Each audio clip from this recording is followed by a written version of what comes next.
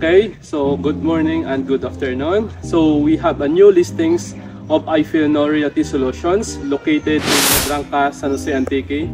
And this is a walking distance from banks, hospital, schools, everything nandito na malapit na. So yung total land area nito is 1,114 square meters enclosed by a fence. At dito tayo ngayon sa property. So tingnan natin yung frontage ng isang property.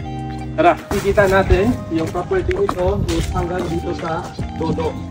So, dun sa may wall na yun, ng kulay blue, up to that property, yung may punong kahoy. So, estimate ng frontage is almost 25 to 30 meters frontage. At madami kang hindi magawa dito sa property kasi malaki yung frontage niya. So, tara, pasok tayo sa loob ng property. Yung total floor area nito is approximate 300 or more.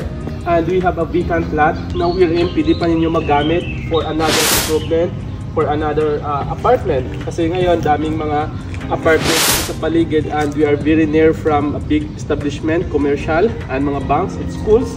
So dito, madami ka pang pwede magawa dito sa vacant lot na to. And this property, mamaya pupuntahan natin sa loob, yung property na to. Ito, ikutin muna natin yung loob ng bahay and para makita natin kung ano bang possible na pwede natin magawa dito sa property na to. So we have also a plan na included sa property.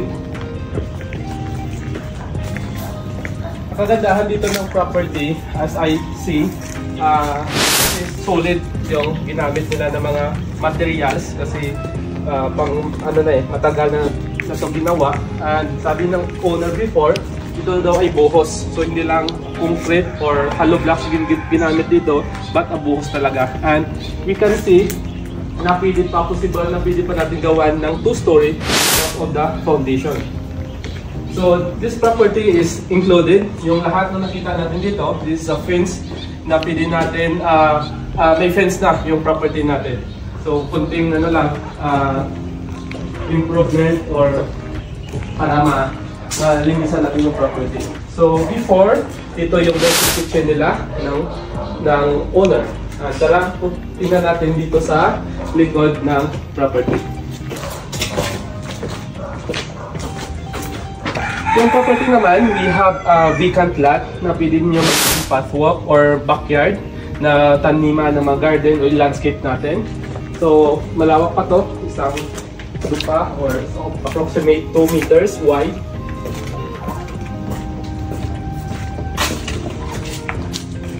At ang kagandahan dito malapit lang sa Mensa Domini yung property.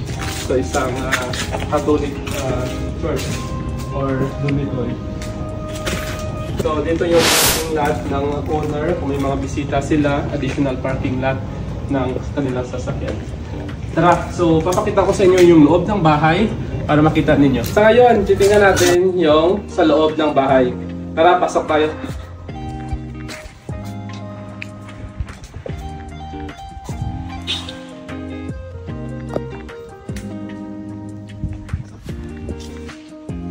So ito yung living area ng owner.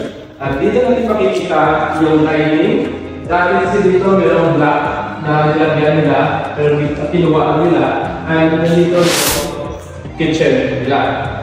So tingnan natin sa loob.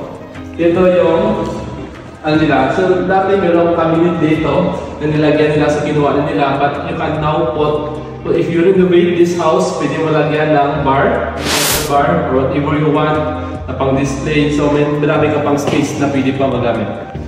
At dito, bedroom.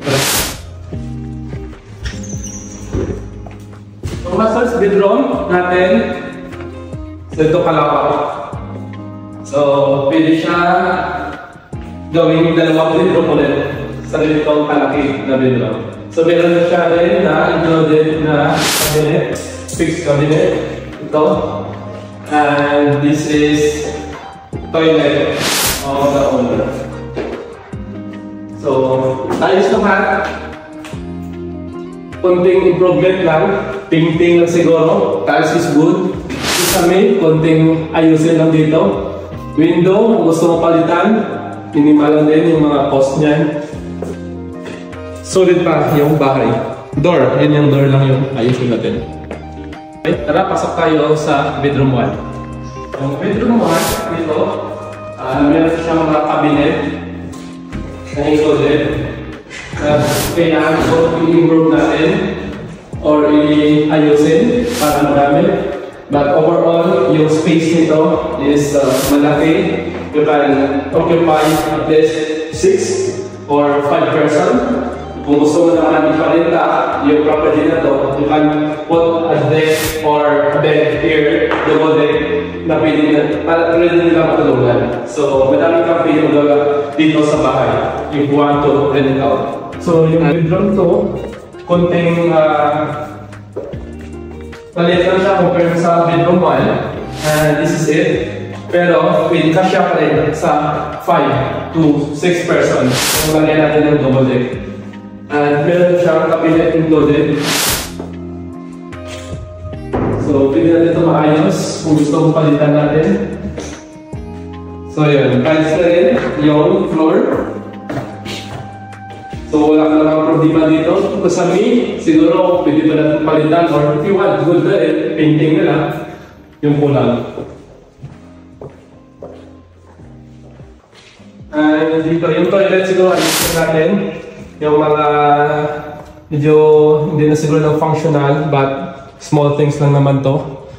And staying here dito sa another toilet. Pero minimal lang siya na mga gamit.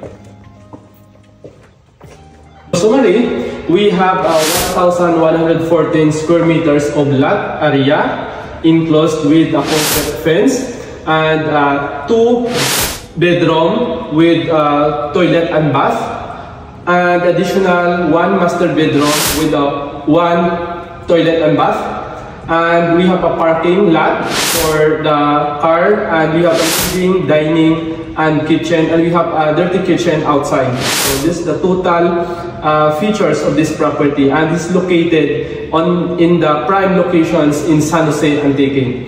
So kung tatanungin niyo ako what should we do in this property, if you are investors, I highly suggest that you can